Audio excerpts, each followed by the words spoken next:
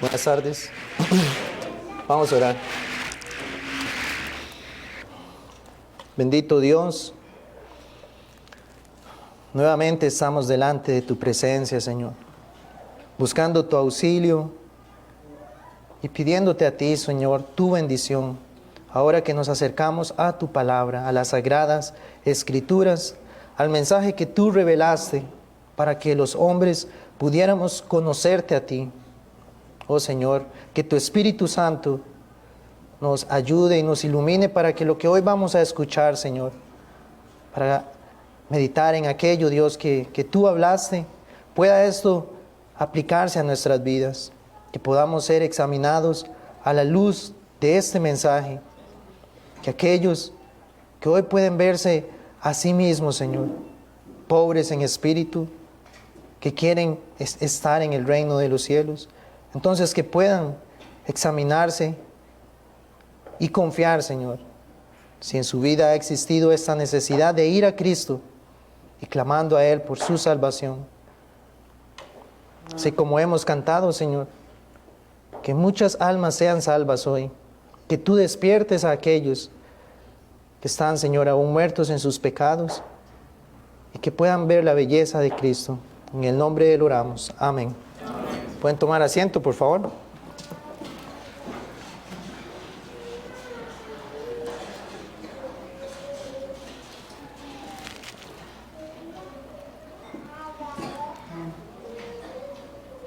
Vamos a buscar en el Evangelio de Mateo capítulo 5. Evangelio según Mateo capítulo 5.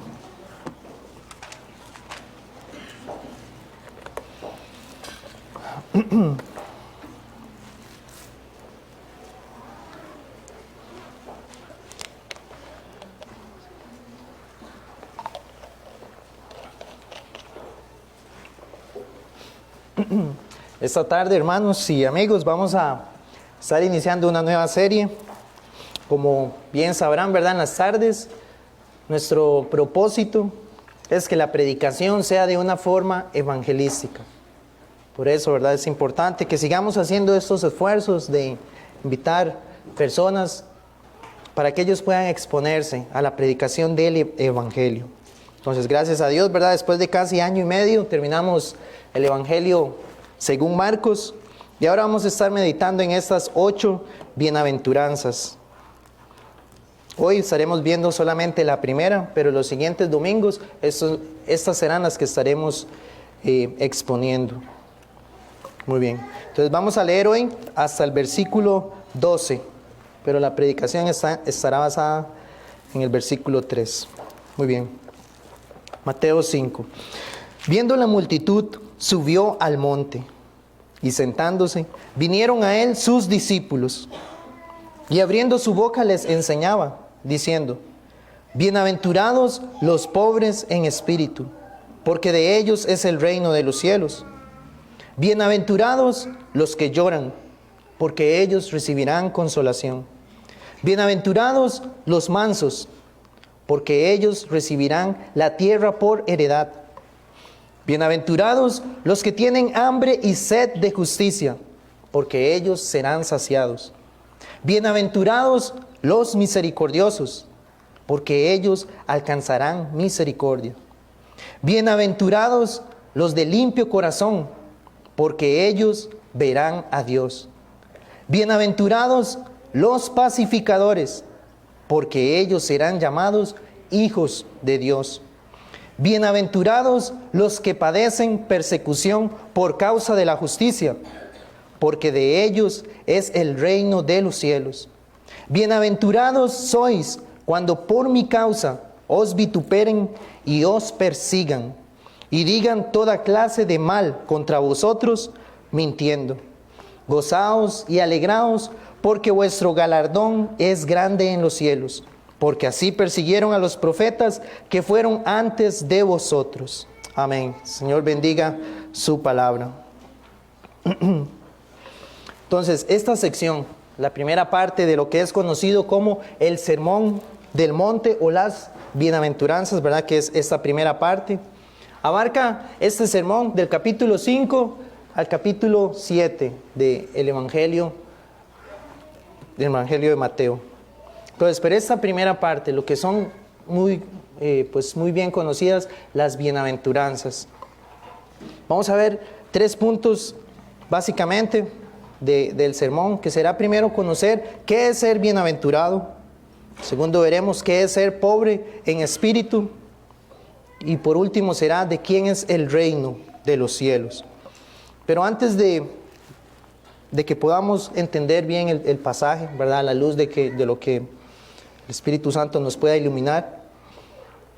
Este sermón, ¿verdad? Muchas veces o algunas personas lo presentan más bien como una norma, como normas de ética o como un ejemplo de cómo los hombres deberían vivir. Lo ven tal vez como un ejemplo de cómo las personas deberían evaluarse para seguir ese ejemplo de vida del Señor Jesús, dicen algunos.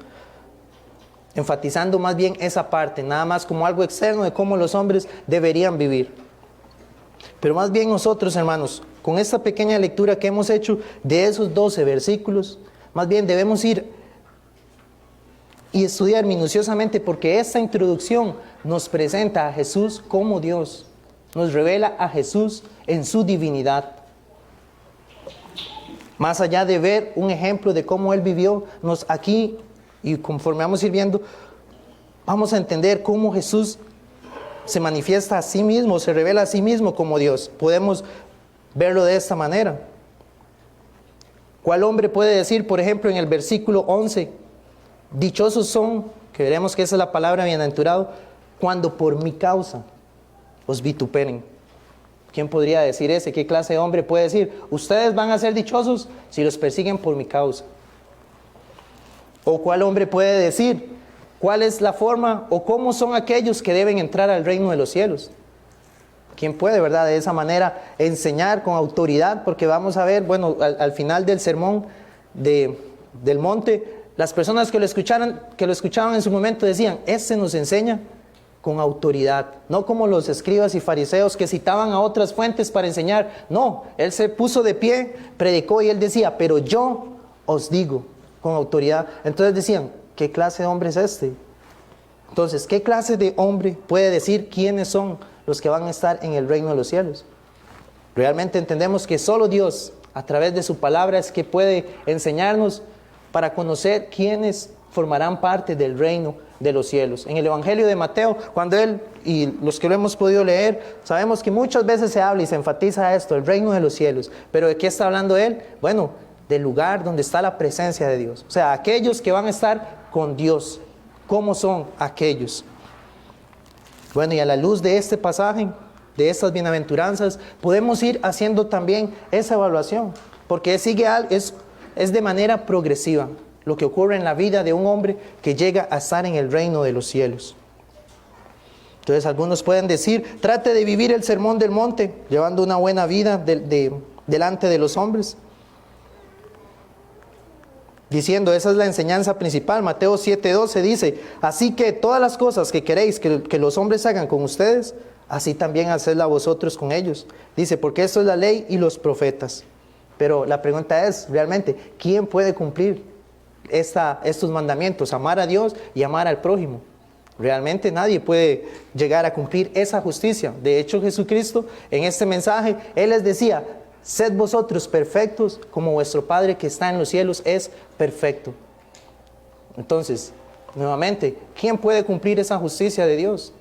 Nadie. Entonces, realmente la enseñanza no es enfatizando la verdad de esa forma, de tratar de vivir de esa forma, porque ninguno podría. Sino que nos va a mostrar primero la justicia de aquel que sí lo cumplió.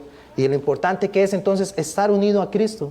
Y estas marcas que vamos a ir viendo van a ser evidentes en el creyente.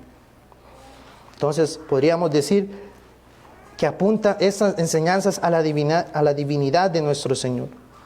Con extraordinaria seguridad, Él puede decir qué clase de personas estarán en el reino de Dios. Y su palabra es verdadera. También Él anuncia a los hombres las recompensas que solo Dios puede dar. Imaginémonos si un simple hombre estuviera de pie enseñando esto. Podríamos decir que es una persona que no está en sus cabales. Pero él tenía toda la autoridad para decirlo. Así como él dijo, si alguno viene a mí y no aborrece a su familia, padre y madre, mujer e hijos y hermanos y hermanas, y aún también su propia vida, no puede ser mi discípulo. Solo Dios puede demandar tal devoción. Él dijo, el que se avergonzare de mí y de mis palabras, en esta generación adúltera y pecadora, el Hijo del Hombre también se avergonzará de él. Entonces, nuevamente, esto solo Dios lo puede reclamar.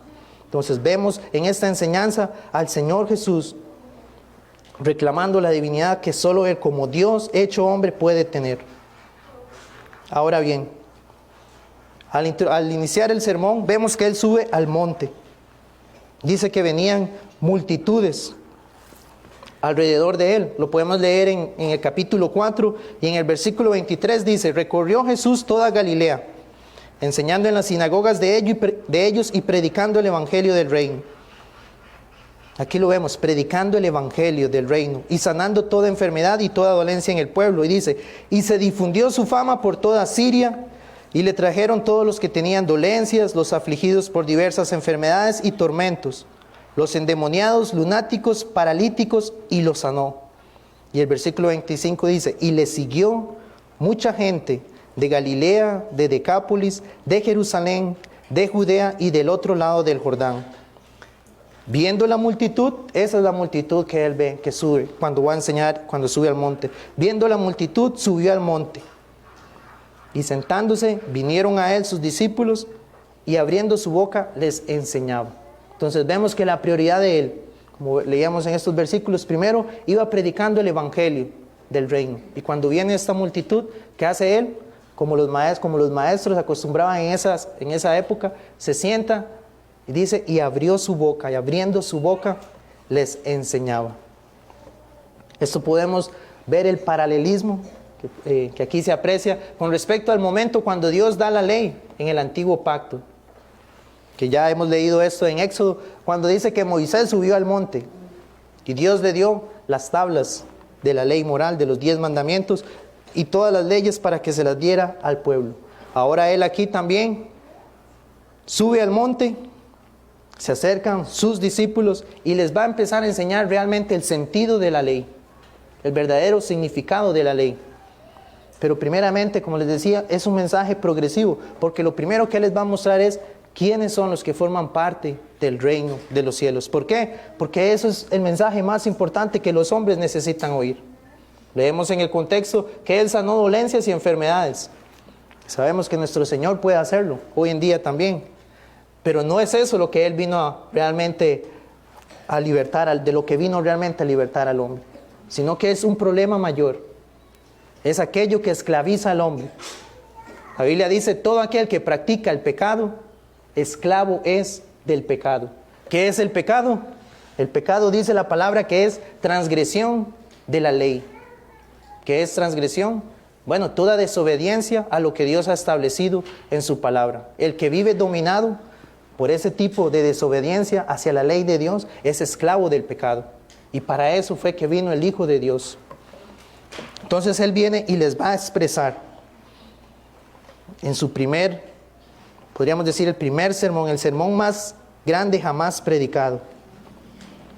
Les dice, bienaventurados los pobres en espíritu, porque de ellos es el reino de los cielos. ¿Qué significa ser bienaventurado? En su contexto, en su palabra de la raíz griega que se utiliza ahí, es el significado de ser bendecido, supremamente feliz o bendecido, dichoso, afortunado, pero es algo más que una emoción superficial. Realmente el sentido de esta felicidad es una que solo Dios puede entregarle al creyente. Podríamos decir que esa es la gran pregunta que el hombre hace hoy en día. ¿Cómo puedo ser feliz? ¿Qué es lo que las personas buscan actualmente?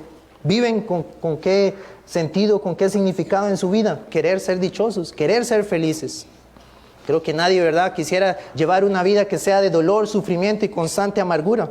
Los hombres buscan esa felicidad. Salmo 4:6 nos dice, ¿quién nos mostrará el bien? ¿Quién nos mostrará dónde está la felicidad? Pienso que si hacemos esa pregunta a cada uno de nosotros, tendríamos una respuesta.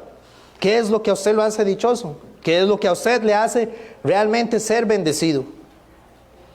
A la luz del mundo es fácilmente, ¿verdad? Fácilmente podemos detectar o podemos identificar qué es lo que ellos llaman ser feliz. La opinión general es que son dichosos o felices, ¿quiénes? Los que más tienen, los ricos, los que gozan de mucho dinero en sus cuentas bancarias, los que pueden dar placer a su vida, de todo gusto que quieren pueden tener ese placer. Son dichosos aquellos que reciben los mayores honores a la luz del mundo, aquellos que tienen poder, aquellos que tienen gran prestigio o mucho reconocimiento ante la luz de los hombres. Algunos podrían decir, qué dichoso que es él. Aquellos que pasan de fiesta en fiesta, qué dichoso que siempre puede andar en ese tipo de comportamiento. Aquel que tiene o que da que da a su cuerpo todos los goces que él quiera tener. Los que comen y beben las cosas más exquisitas. O aquellos que se ven libres de penas o de sufrimientos. Aquellos que se ven libres de disgustos o de problemas. El mundo lo ve de esa manera, ¿verdad? Que ahí es donde está la verdadera felicidad. Y por eso entonces algunos, como les decía, pueden decir, qué dichoso es él que puede estar viajando, qué dichoso es él que puede comprarse lo que quiera, qué dichoso es él que todo el mundo lo conoce, o hoy en este tiempo, qué dichoso es él que tiene tantos seguidores en las redes sociales. Pero vamos a ver realmente a la luz de la palabra qué es ser dichoso, porque yo podría decirles, es cierto, en sí no es malo que alguien pueda tener mucho dinero. El problema está cuando eso es el centro de su felicidad. Porque como vamos a ver, fácilmente eso se va. Eso desaparece, es temporal. ¿Y qué ocurre? Después de ese momento, ¿sigue siendo feliz el hombre? ¿O aquel hombre que busca la felicidad en su salud? En ser una persona sana, algo que, como les digo, no es malo. Pero cuando ahí está el tesoro de su vida, está puesto en eso, y viene una enfermedad, le quita la salud, ¿qué pasa con esa felicidad? ¿Qué pasa con el sentido que tenía la vida en ese momento? En la Escritura vemos el ejemplo de un rey, el rey Salomón. Sabemos por el relato en el libro de Eclesiastés, la magnitud de las riquezas que ese hombre tenía. El rey más majestuoso terrenalmente que jamás haya existido. Ninguno se comparaba a él. Este era del linaje del rey David, y de quien, según la promesa del pacto, vendría el Mesías. La palabra nos describe que su palacio era único en toda la tierra, no habría otro como el palacio de Salomón. Su riqueza dice que era incontable. Su tesoro era tanto, dice, que la plata, el material de plata en ese tiempo era como ver piedras en Jerusalén. Era tanto lo que tenía. Podía disfrutar de las mejores comidas. Eso está en Eclesiastés 1. Tenía miles de los más excelentes caballos en el mundo entero. Tenía edificios, criados, viñas, estanques llenos de peces y jardines. También la Biblia, como leíamos leíamos cuando se hablaba en el Cantar de los Cantares, dice que tenía cientos de mujeres él, o así nos lo describe la palabra. Era el hombre más sabio sobre la faz de la tierra. Entonces, podríamos decir que a la luz del mundo podría ser el hombre más feliz. ¿Correcto? Eclesiastés 1:2, así él empezó diciendo, vanidad de vanidades, todo es vanidad. ¿Y qué significa la palabra vanidad? Vacío. Todo es sin sentido. Todas esas cosas que él tenía, al final, ¿cómo las veía? Vacías. Entonces, si a la luz de todas esas cosas que les he descrito, esa no es la felicidad verdadera, entonces ¿dónde puede estar? Lucas 12:15 dice, porque la vida del hombre no consiste en la abundancia de los bienes que posee. Mateo 16:26, ¿qué aprovechará el hombre si ganare todo el mundo y perdiere su alma? Las cosas materiales entonces no pueden satisfacer lo espiritual. Decía un predicador que eso es como tratar de buscar que algo material satisfaga esa necesidad que es espiritual. Por ejemplo, si si una persona está atravesando una depresión y que lo que busca sea comprarse un carro, comprar ropa para sanar esa depresión, Lo material no puede abarcar este problema que es espiritual. Asimismo, con la condición del hombre.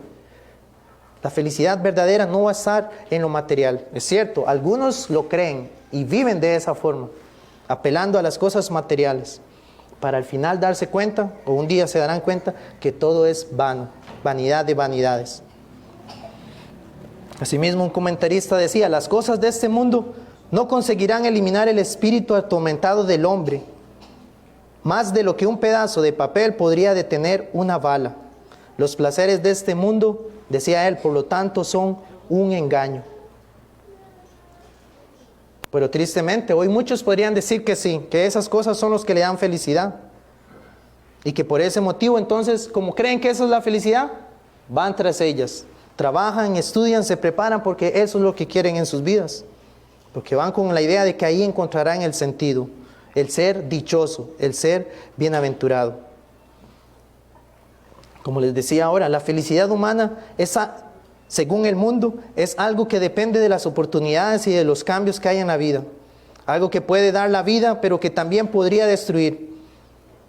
El mundo puede ganar sus goces, pero puede igualmente perderlos. Un cambio en su fortuna, un colapso en la salud, el fallo de un plan que tenía, la decepción de una ambición, un matrimonio destruido, inclusive un cambio en el clima, puede hacer que perdamos el gozo variable que el mundo nos ofrece. Es temporal. Entonces, ¿cuál es el sentido realmente de ser bienaventurado? Vemos que la palabra nos muestra entonces que no es según como piensa este mundo. Es algo, dice, la palabra bienaventurado es un bienestar que pertenece al creyente y que nada puede apagar ese gozo. Pero el cristiano tiene el gozo sereno e intocable, que es el resultado de caminar para siempre en compañía de la presencia de Jesucristo. El salmista Asaf, en el Salmo 73, 25, que es muy conocido, dijo, fuera de ti, nada deseo en la tierra. ¿Cómo un hombre puede llegar a expresar esto? Fuera de ti, Dios, nada de esta vida deseo. Bueno, quiere el Señor que esa sea también nuestra oración delante de Dios. Que no hay nada más en esta tierra que podamos anhelar más que a Dios mismo. ¿Cómo el hombre llega a este punto de ver la felicidad solamente en Cristo? Juan 16, 22, Cristo dijo, nadie os quitará vuestro gozo. ¿A cuál gozo se refiere? ¿A cuál felicidad se refiere Jesús? Entonces, a la luz del mundo, decir que el más feliz o el más dichoso es el pobre sería algo contradictorio. Sería algo que no tendría sentido. Usted no tiene nada, pero dice que es el más feliz. ¿Cómo es posible? Dice, bienaventurados los pobres en espíritu. Ahora, cuando Cristo estaba enseñando eso, porque tal vez hoy en día nosotros podamos tener una idea de qué es ser pobre. Pero en este momento, cuando Él está hablando y se refiere a que el más dichoso es el pobre, el más pobre, habían dos palabras que se podían utilizar para hablar de alguien que estaba en un estado de escasez o de carencia. Alguien que era pobre podía decirse, la palabra que se podría usar era que daba el sentido de que tenía que trabajar cada día para tener el sustento de ese día. Era pobre que entonces tenía que salir, buscar qué hacer para tenerlo de ese día. Pero la palabra que aquí se utilizó cuando nuestro Señor habló no era esa, sino que el sentido de esa palabra es aquel que realmente no tiene absolutamente nada. Aquel que carece aún de un trabajo, que carece de cualquier medio para poder subsistir.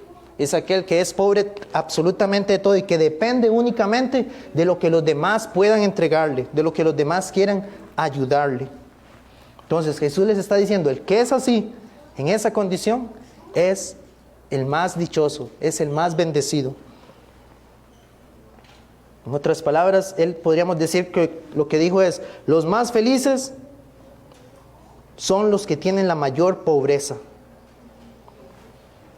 Pero ahora, entonces, hay que entender, ¿verdad?, que Él no está hablando de una pobreza material. Porque si fuera así, entonces no tendríamos que darle a nadie, ¿verdad? No tendríamos que ayudar al pobre, porque ese sería el más dichoso. Pero no está hablando de esa pobreza material, sino que Él dice, bienaventurados los pobres en espíritu. Ese es el más feliz. ¿Por qué? ¿Qué implica ser un pobre en espíritu? ¿Por qué? Porque un pobre en espíritu son aquellos que se ven a sí mismos carentes de todo bien espiritual. Son aquellos a los que la Escritura nos dice que Dios les dirá. Isaías 66:2 dice: pero miraré a aquel que es pobre y humilde de espíritu y que tiembla a mi palabra. El Salmo 34:18 dice: cercano está Jehová a los quebrantados de corazón y salva a los contritos de espíritu. Y el Salmo 51:17 dice: los sacrificios de Dios son el espíritu quebrantado. Al corazón contrito y humillado no despreciarás tú, oh Dios. A aquellos que entonces se humillan delante de Dios, reconociendo que en su vida no hay absolutamente nada bueno, que llegan en ese estado de miseria espiritual delante de Dios, son los que la Biblia describe que son los más felices. ¿Por qué? Porque cercano está Dios a ellos. Porque a esos son los que Jehová mirará. Y porque a esos son los sacrificios que Dios va a mirar. Al espíritu quebrantado y el corazón contrito y humillado. Son los que llegan ante Dios reconociendo su escasez. Que nada pueden darle para que Él les dé su misericordia. Aquel como el leproso que llega donde Jesús y le dijo: si quieres, puedes limpiarme. ¿Por qué? Porque en él no había nada bueno para que el Señor quisiera sanarle. Llegó en su estado de miseria. Porque ¿qué es lo contrario? Lo contrario es aquel que es orgulloso. Recordemos la parábola del fariseo y el publicano. Aquel que se jactaba en toda su bondad, en toda su justicia delante de Dios, y que por eso entonces, ¿qué debía hacer Dios? Escucharle. Pero a cambio el otro hombre, el publicano, decía: sé propicio a mí, pecador. Es aquel, el pobre en espíritu, es aquel que lo único que ve en sí es su pecado. Que cuando se mira a sí mismo puede ver el estado de bancarrota espiritual en el cual se encuentra. Y que lo único que merece entonces es la condenación de Dios. Cuando el hombre se presenta así delante de él, delante de Dios, entonces es cuando él se vuelve el más dichoso. ¿Por qué? Porque tendrá una recompensa. Pero aquel que es orgulloso, que no ve esa necesidad, que no ve esa pobreza espiritual en él, no va a ir donde Dios clamando de esa forma. Sino que el hombre más bien va a seguir aferrado a su pecado. No se va a ver en un estado de escasez espiritual. En una de las oportunidades que hemos tenido al salir a evangelizar, los hombres expresan, las personas expresan de muchas maneras el entendimiento que ellos tienen de Dios. Y escuchar a una persona decir que él sabe que él será condenado, si ese día él se presenta ante Dios, él dijo: sé que me iré al infierno, porque sé que ahorita los placeres que tengo, Dios me condenaría. Pero dijo: pero lo que pasa es que yo no quiero dejarlos. Esa es la condición del hombre. Su orgullo, su incredulidad y su dureza de corazón no le hace ver, no le permite ver la necesidad de un Salvador, la necesidad de que él necesita arrepentirse, que necesita ir a Cristo para que Él le perdone sus pecados. Pero entonces vemos que el más dichoso es el pobre en espíritu. ¿Por qué? Porque esa es la promesa. Dice: bienaventurados los pobres en espíritu, porque de ellos es el reino de los cielos. Los más dichosos entonces son los más pobres en espíritu, porque ellos tendrán la presencia de Dios en sus vidas. Estarán con Dios. La pregunta es: ¿eso es lo que usted anhela en su vida? ¿Realmente tener el gozo de estar con Dios? ¿Eso es la felicidad verdadera para usted?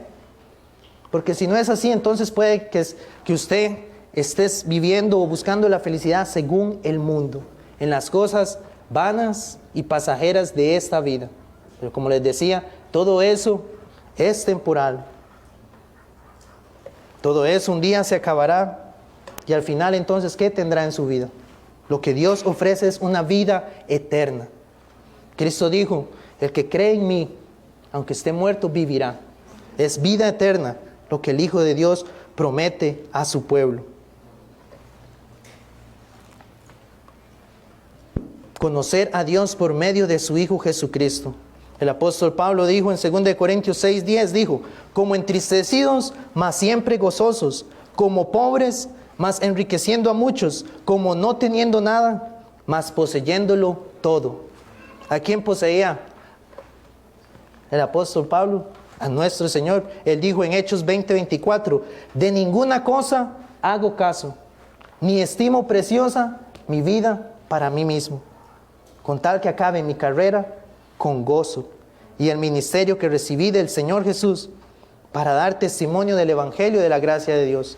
El creyente, el que hoy puede decir que hubo un día en el cual experimentó esa pobreza espiritual de llegar delante de su Creador, reconociendo solo el pecado que había en nosotros y clamar a Él, y que Dios entonces nos otorgó la fe para creer en Él. Hoy debemos vivir de esta forma, cumplir lo que Dios nos ha mandado en su palabra. El mayor gozo del hombre, ¿cuál es? Servir a nuestro Creador.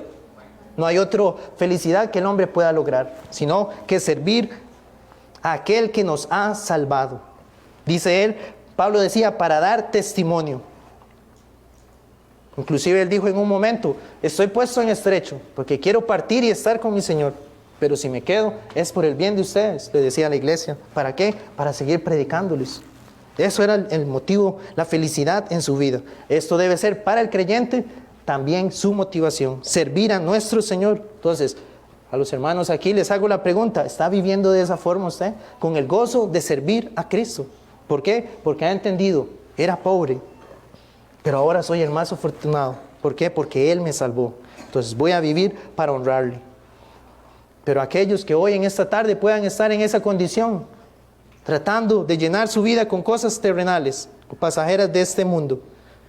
Bueno, aquí Jesucristo, Dios mismo nos está diciendo quiénes son los que estarán con Él. Y esa es la verdad. No hay otra palabra que usted necesite conocer o entender más lo que Dios ha dicho. Tiene que ser pobre en espíritu y clamar a Dios para que Él le muestre en su vida esa pobreza, esa condición, para que entonces pueda acudir a Él en humildad.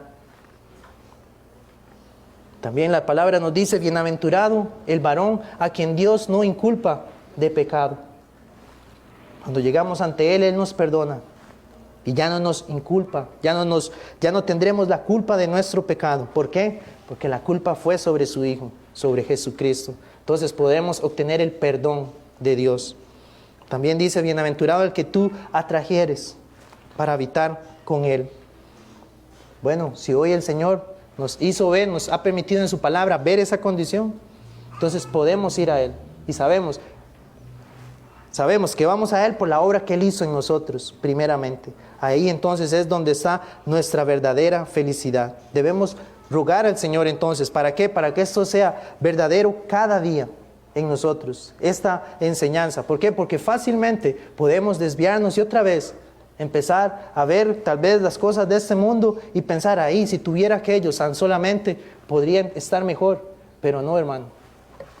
Lo que Cristo ofrece es algo que no tendrá comparación en esta vida y en la vida venidera. El estar con el Creador de todo lo que existe, eternamente con Él. Si es así, debemos dar gloria a Dios si hoy si hemos recibido esta bendición el día de hoy.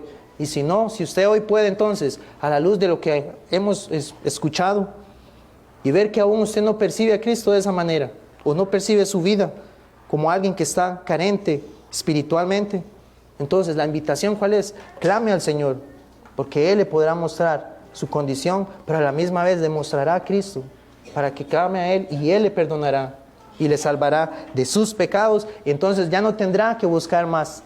El que está en Cristo, dice la palabra, que estamos completos en Él y que ya no vamos a tener necesidad de nada más. Amén. Vamos a orar.